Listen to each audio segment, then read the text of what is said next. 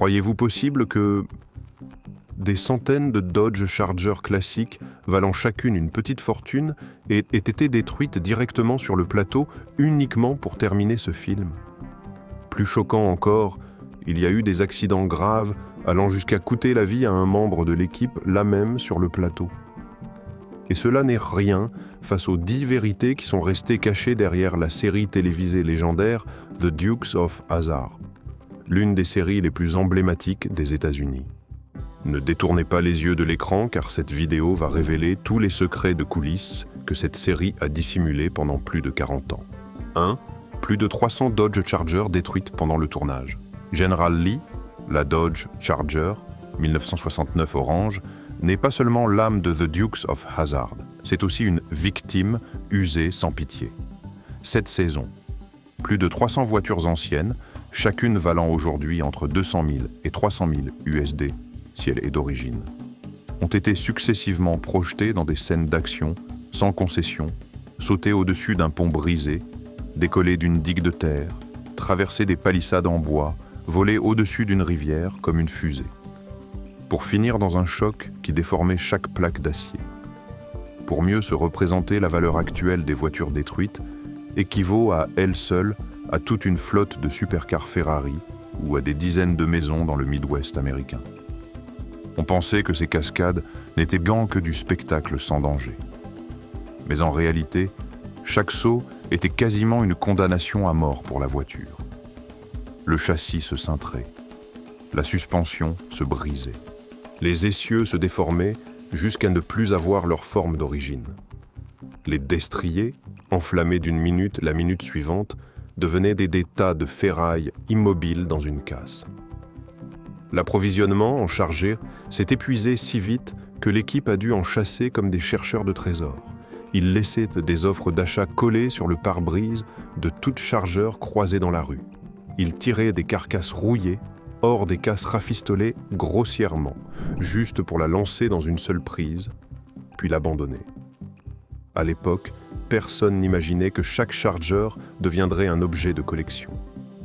Mais aujourd'hui, avec le recul, il est difficile de croire qu'ils ont transformé plus de 300 trésors d'une valeur proche de 70 millions USD en cendres, juste pour quelques secondes d'images spectaculaires. Et ce n'est que la partie émergée de l'iceberg. Car derrière la caméra, il y a d'autres prix à payer, qu'on ne mesure pas en argent. Des prix payés par des êtres humains. 2. Accidents et véritables victimes en coulisses. En août 1980, le plateau de The Dukes of Hazzard s'est soudain plongé dans un silence mortel. Non pas parce que le réalisateur a crié « coupé », mais parce qu'une vie venait de s'éteindre au milieu de la boue et de la ferraille. Rodney Mitchell, assistant opérateur, est décédé après qu'un camion de matériel a perdu le contrôle, a quitté la route et s'est renversé. Il est resté coincé sous le véhicule, personne n'a eu le temps de réagir. Ce n'était pas une scène tournée. Il n'y avait pas d'acteur, pas d'effet. Juste un accident pur et simple. Et si terrifiant que plusieurs personnes ont quitté le plateau immédiatement, quelques cascadeurs ont refusé de continuer à travailler et l'atmosphère du plateau est devenue lourde de tension. D'après les témoignages des présents, tout le monde est resté pétrifié, incapable de croire qu'une journée de tournage ordinaire s'était échangée contre une vie humaine. Auparavant, The Dukes of Hazzard était déjà célèbre pour le niveau de prise de risque réel dans chaque cascade. Pas de CGI, pas de maquette, pas de câble.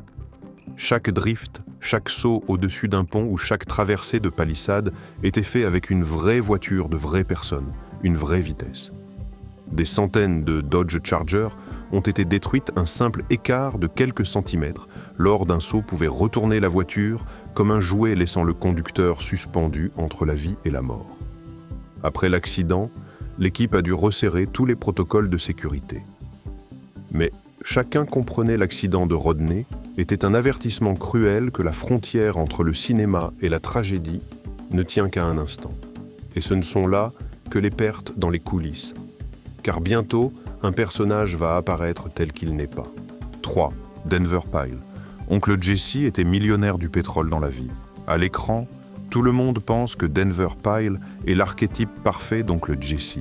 L'oncle fermier austère, chemise usée au volant d'un vieux pick-up vivant de sa parcelle et d'une sagesse campagnarde. Une image si authentique que beaucoup de spectateurs croyaient que c'était sa vraie vie. Mais la réalité était tout autre.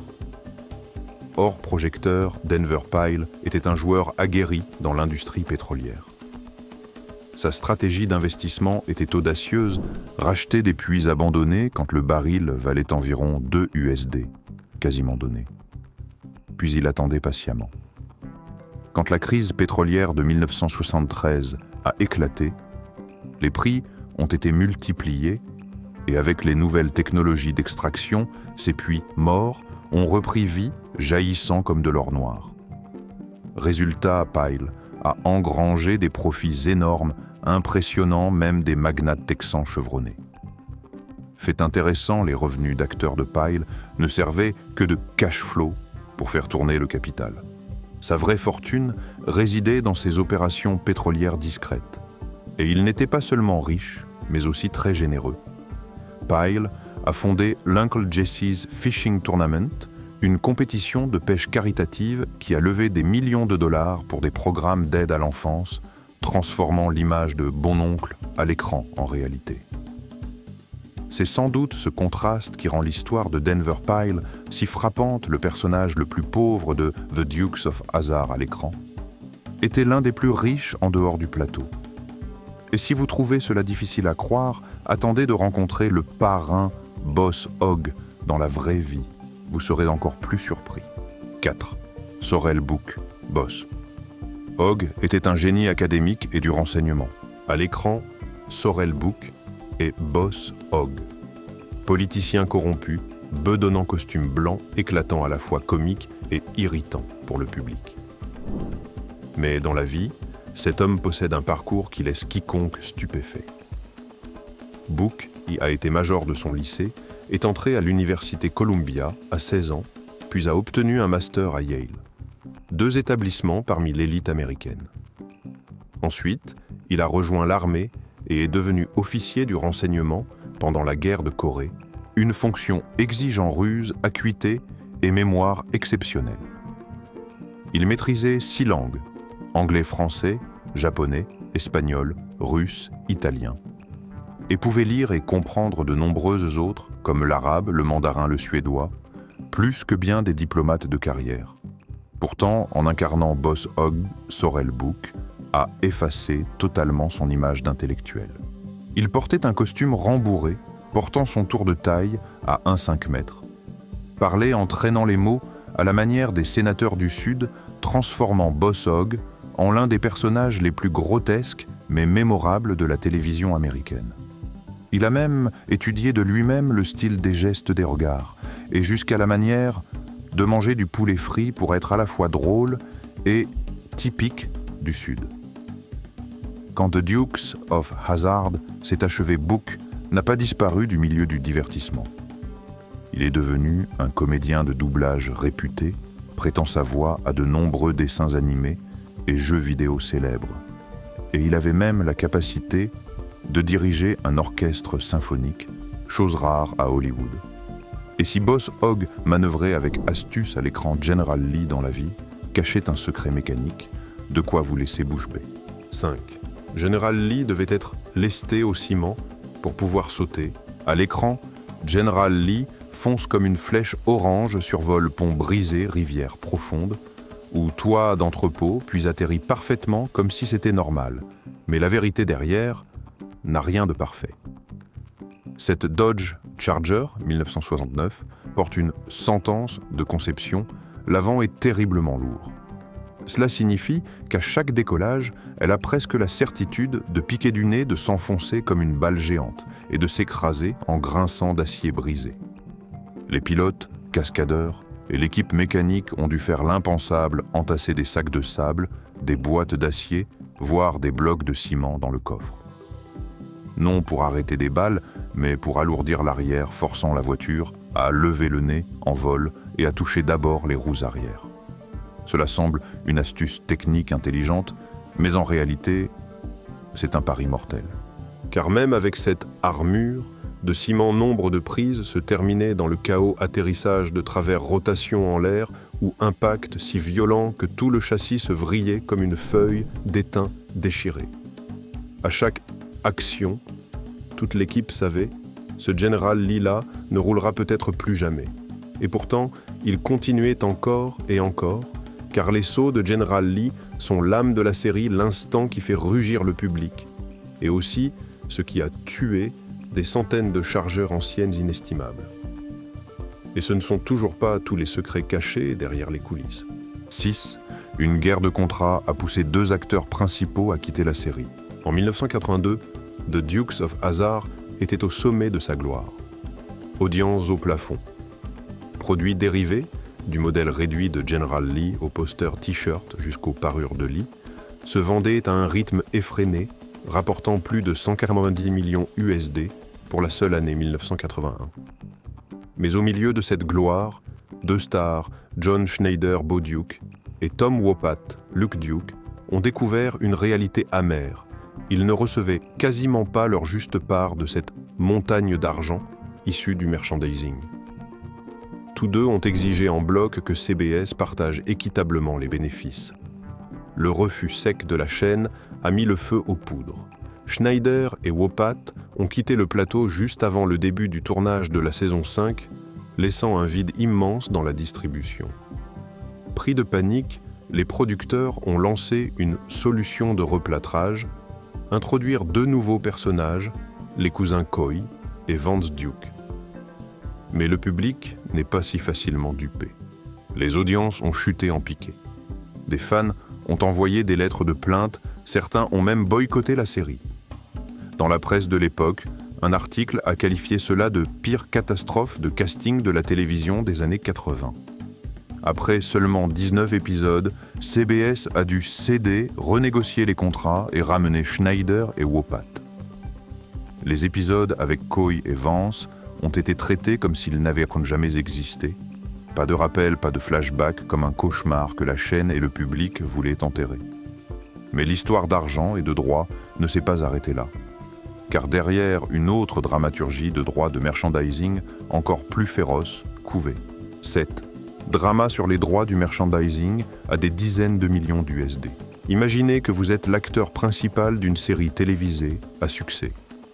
Votre visage, votre nom, jusqu'à votre posture, sont imprimés partout. Des modèles réduits de voitures boîtes à lunch, t-shirts jusqu'aux parures de lit orange. Des millions de produits sont vendus, l'argent afflue à la chaîne. Mais votre compte en banque lui bouge à peine. Les acteurs de The Dukes of Hazzard ont vécu exactement cela. La série était une machine à cash grâce à l'énorme volume de merchandising modèle de General Lee, lunchboxes, jouets, vêtements, posters. Tout ce qui pouvait porter un logo ou l'image de la voiture emblématique devenait un produit. Mais leurs contrats initiaux ne leur permettaient quasiment pas de toucher un pourcentage significatif de ces revenus. Selon certains membres de l'équipe, certains n'ont découvert la véritable valeur du merchandising qu'en tombant par hasard sur un rapport de ventes internes fuité. Dès lors, le mécontentement a couvé saison après saison. Beaucoup ont commencé à se lasser, à parler de quitter la série, voire à consulter des avocats pour réclamer leurs droits. L'ambiance de coulisses, autrefois joyeuse, s'est tendue comme une corde. Quand tout a explosé, cela s'est transformé en grève majeure, poussant John Schneider et Tom Wopat à quitter le plateau.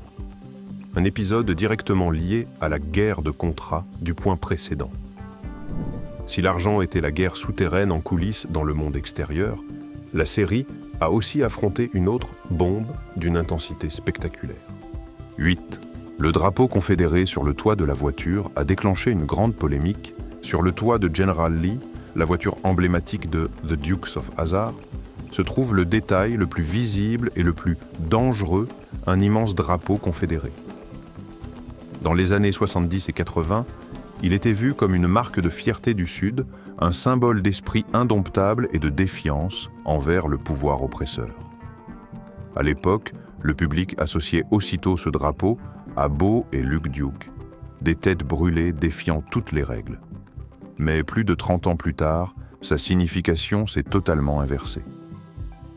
Dans les années 2010, le drapeau confédéré est perçu comme un symbole de racisme, d'extrémisme politique et de mouvements d'ultra-droite. Ce qui avait été la Quétaine à la Madeleine de millions de fans est devenu une bombe politique. Et General Lee, jadis fierté de la pop culture, s'est retrouvé sur la table d'opération de l'opinion où chaque regard, chaque commentaire sentait la poudre. En 2015, Warner Bros.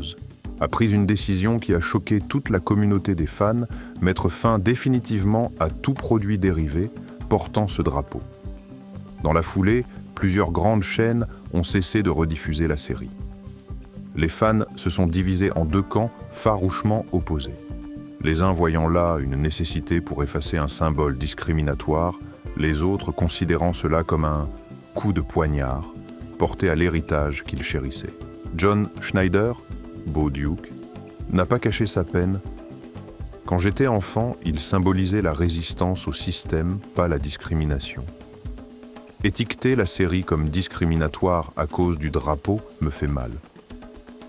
Et ce n'était pas encore la plus grande fissure dans l'image de la série.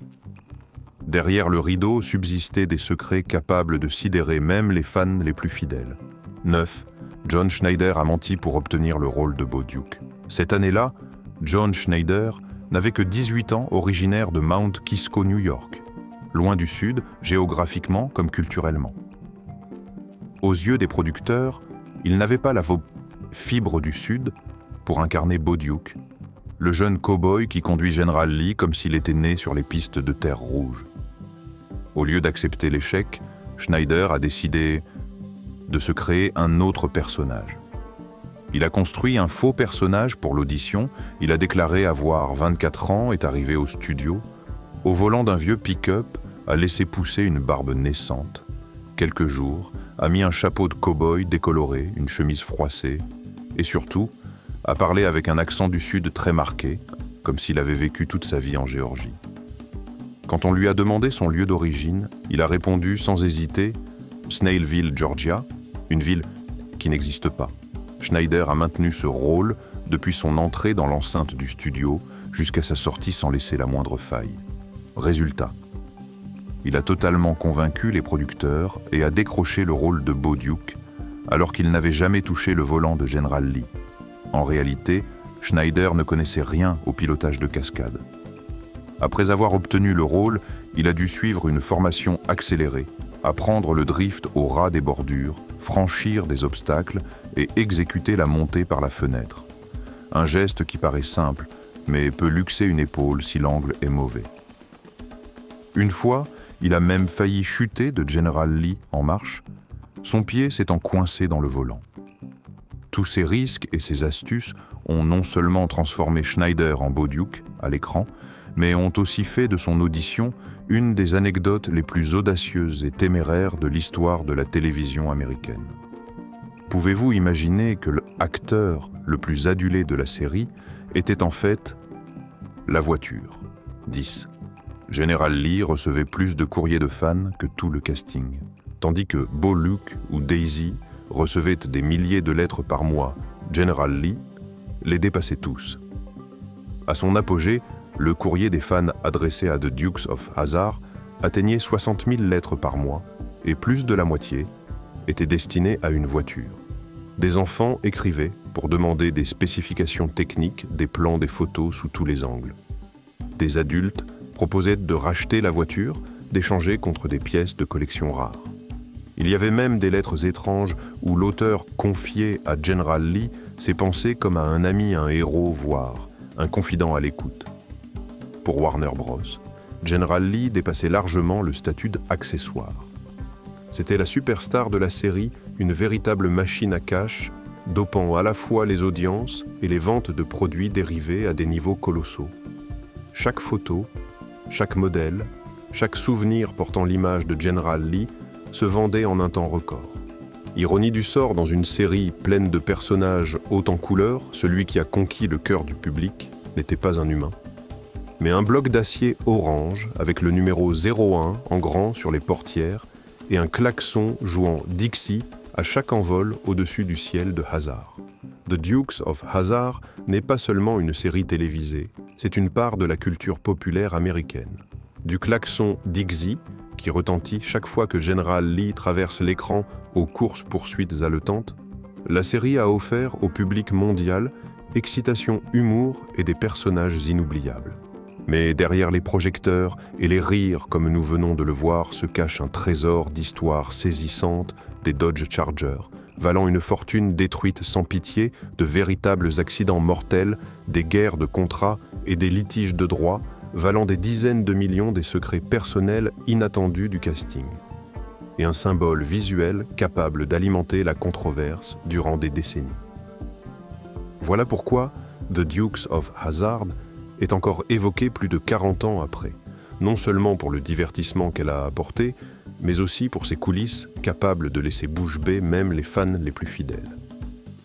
Cette série est l'alliance parfaite d'actions d'humour de personnages marquants et d'une dose de témérité jusqu'au danger, ce qui en a fait une légende irrépétable.